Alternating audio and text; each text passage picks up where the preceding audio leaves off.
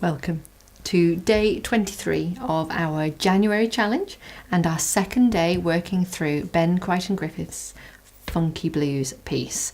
And it's worth knowing that this piece is from a forthcoming book of Ben's, and it's kind of watch this space for more details, but that is going to be released very, very soon.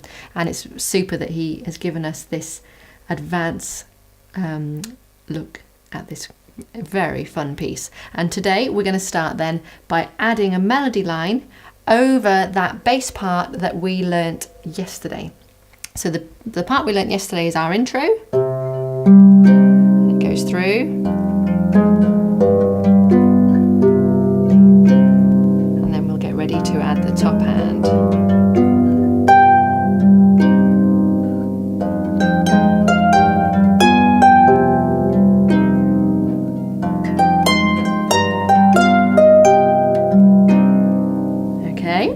So we're kind of learning 5 bars today because we want to get that final G of the melody. It would sound really odd today to stop the quaver before.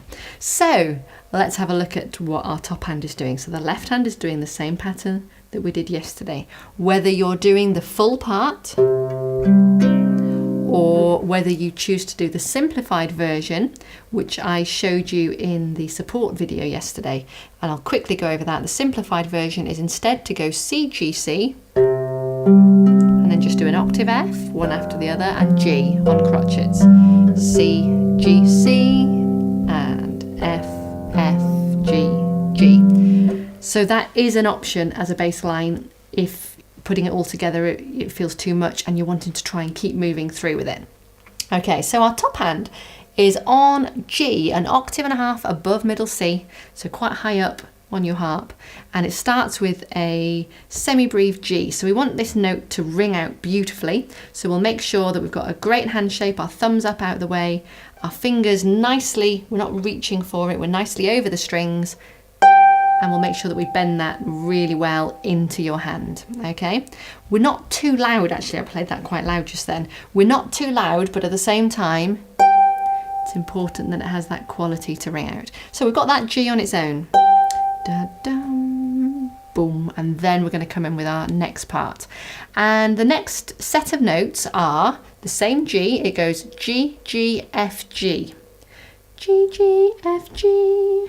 And I can think of at least 3 different fingerings that you could do for this part. So you might say, okay, let's do 1, 1, 2, 1. Okay, it works. You've just got to bring your thumb back.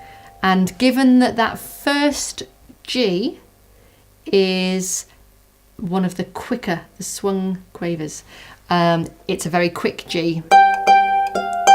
I find that one the least comfortable fingering choice, but you can do it if it works. Another fingering choice might be to go 2, 2, 3, and then swap to the 1 on the G. That feels quite nice for how we end.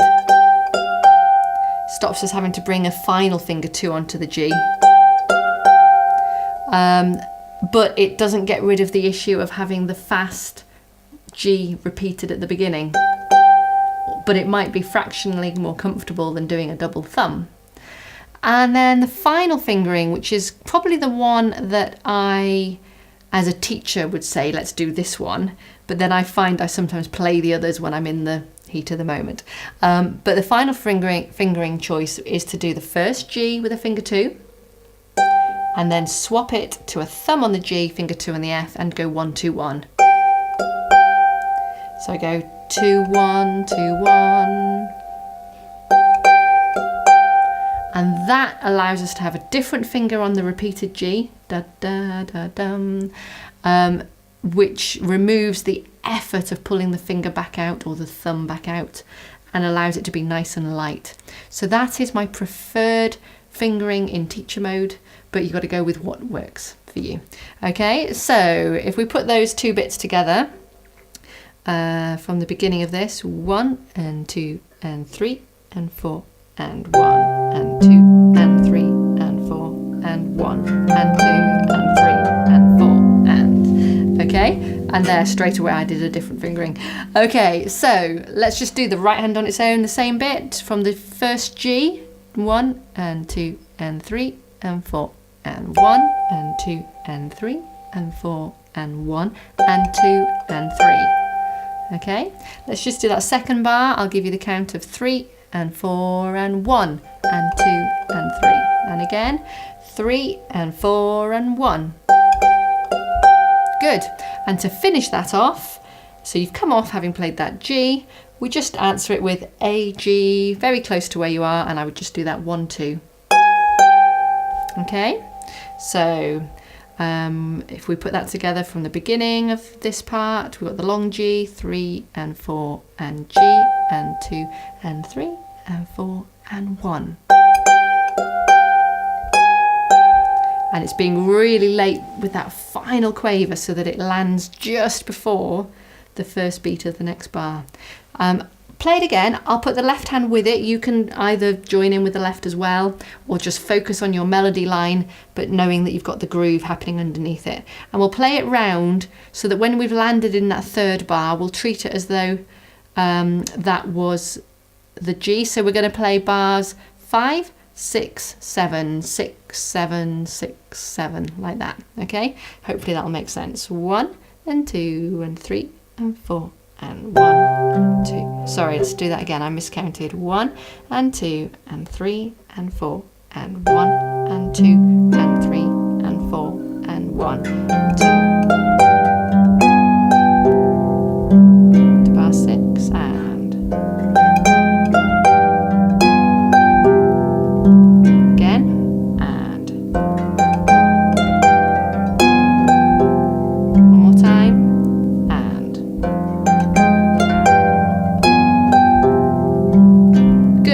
Okay, that will come really nicely, and you can try putting that together with your other hand as well. Then into bar 8, and again we're starting on the faster, the swung quaver at the end. We're going to go G, C, G, B, G, F, E, G. It's all high up here. It's the same G you've been playing, so I'm going to do that 2, 1, 2, and then I'm going to place 4 fingers, thumb on the B, leave a gap, and then 2, 3, 4, G, F, E, 1, 2, 3, and before I play 4, I'm going to get my thumb on the G, and I'm going to make sure that I bend that thumb really beautifully to get that lovely semi-breve note that's going to ring out. Okay, so let's try those 2 bars, bars 8 and 9, 3 and 4 and 1 and 2 and 3 and 4 and 1, and let's go again, and 4 and 1 and again, and 2 and 3 and 4 and 1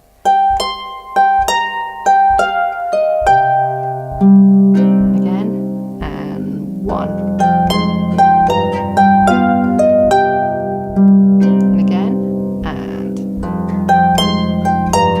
can you join in with the left hand to the Fs now?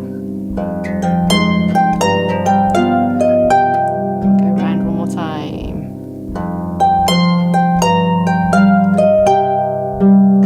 Just did the simpler left hand there on that last go. Okay, then it's just putting all of that together and being able to play through all of that. I will do that in the play along video for you. Hope you're enjoying it. Give yourself that chance of getting the left hand groove going and then joining in with these notes, singing over the top, and just keep track of your rhythm. Okay, what I might do in the play along video as well is maybe give you a bass line as well, so that you can go over it and play over the top. That might be a handy thing to have. All right, well done.